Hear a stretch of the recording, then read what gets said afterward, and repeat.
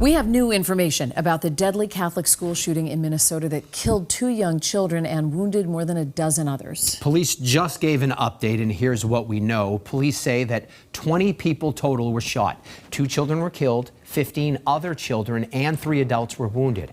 Police say the gunman fired more than 115 rounds into that church. And after an initial investigation, police say the suspect appeared to have a deranged fascination with mass shootings and a lot of hatred toward other people. Police say there is no evidence right now that the gunman was radicalized. CBS's Nidia Cavazos is in Minneapolis tonight with the latest on the investigation. David and Lisa, we are gathering more information about yesterday's church shooting, including that the shooter fired a total of 116 rifle rounds.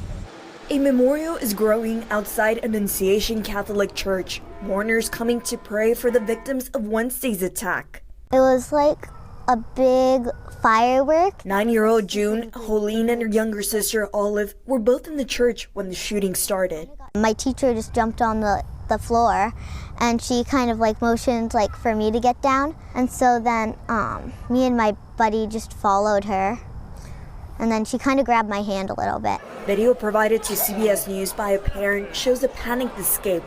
2 children, ages 8 and 10, were killed. 15 children and 3 adults were injured. And one of the children were very scared. Doctors at one Minnesota hospital spoke about treating some of the patients. One girl needed a CT scan, and a nurse stayed with her despite the radiation risk. She put a little lead on and stayed there and held her hand and held her hair while she went through the scanner so she didn't have to go through it alone. Minneapolis Mayor Jacob Fry stood with the group Moms Demand Action to call for a ban on assault weapons and high-capacity magazines. Of course, we're standing up with thoughts and with prayers, but thoughts and prayers are not going to cut it. Investigators are still parsing through all the evidence. 3 shotgun shells were recovered, along with approximately 116 rifle rounds.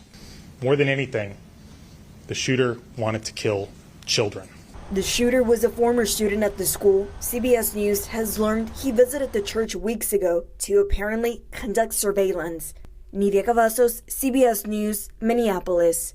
According to the U.S. acting attorney, the shooter seemed to express hate toward all groups of people except other mass shooters. I'm Nidia Cavazos in Minneapolis for WBZ.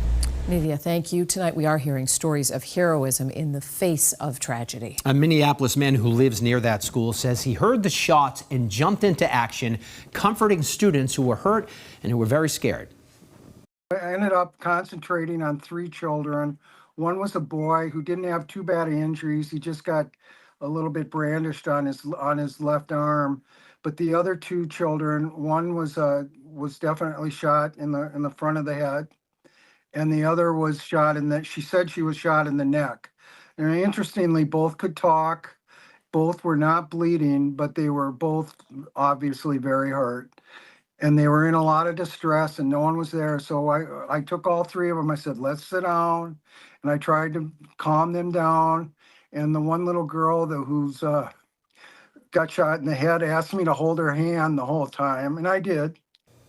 Just so hard to hear. The principal of that school also being praised tonight for staying and helping out the children.